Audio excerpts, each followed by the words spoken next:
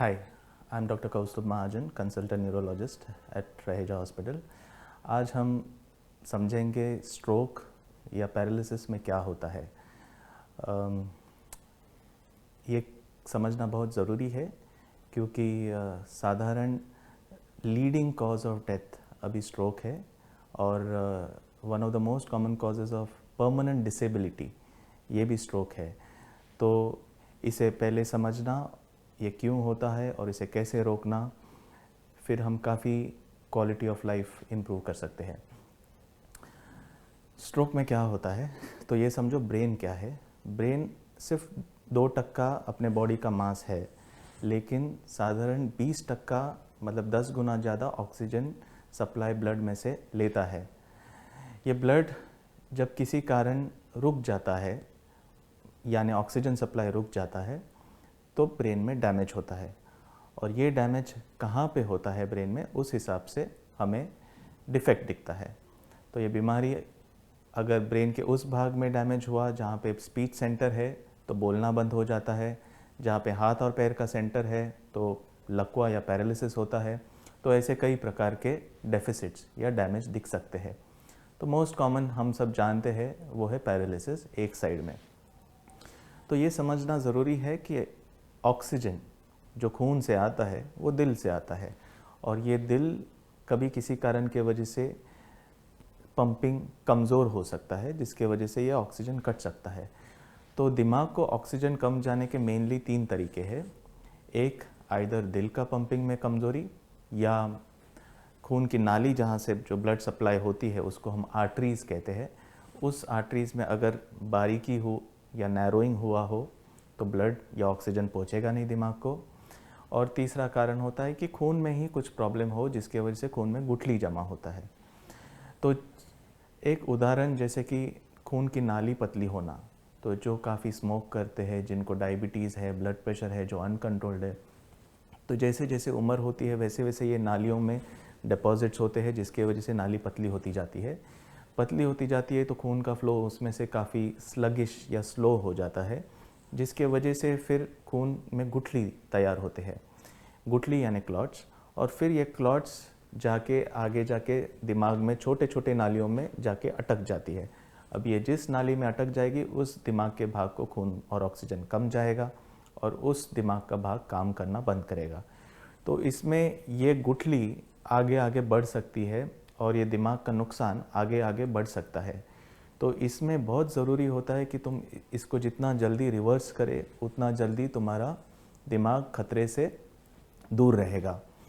और इसीलिए हम कहते हैं टाइम इज़ ब्रेन, यानी तुम जितना जल्दी उसका ट्रीटमेंट चालू करो उतना जल्दी तुम्हारा दिमाग बचेगा। देखो, ये काफ़ी कॉमन कॉज है और इसमें हमें समझना कि इसके क्या सिम्टम्स है, जितने जल्दी हो सके उतना ही जल्दी हम उसका ट्रीटमेंट चालू कर सकते हैं। और इसे हम कहते हैं गोल्डन आवर। मतलब अगर तुम 4.5 घंटे के अंदर आते हो कोई भी हॉस्पिटल जो स्ट्रोक रेडी हो, जहाँ पे सीटी की फैसिलिटी हो एटलीस्ट, तो हम एक इंजेक्शन दे सकते हैं जिससे वो क्लॉट पतला हो जाए और दिमाग में नाली या सर्कुलेशन वापस चालू हो जाए। तो ये समझना ज़रूरी हो जाता है कि क्या सिम्टम्स है जो अर्ली स्ट्रोक के होते हैं।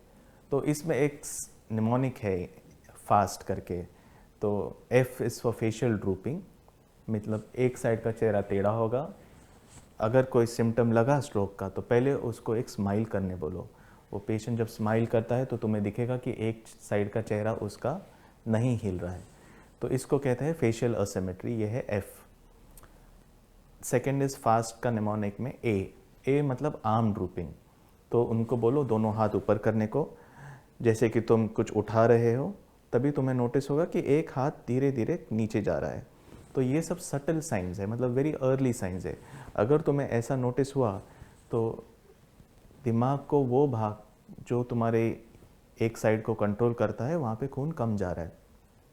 देखिए, दिमाग अपने आप से भी ट्राई करता है कि खून बचाने के लिए, मतलब कहीं से अगर एक जगह पे ब्लॉक है तो दूसरी रास्ते से खून प्रोवाइड करना चालू करता है।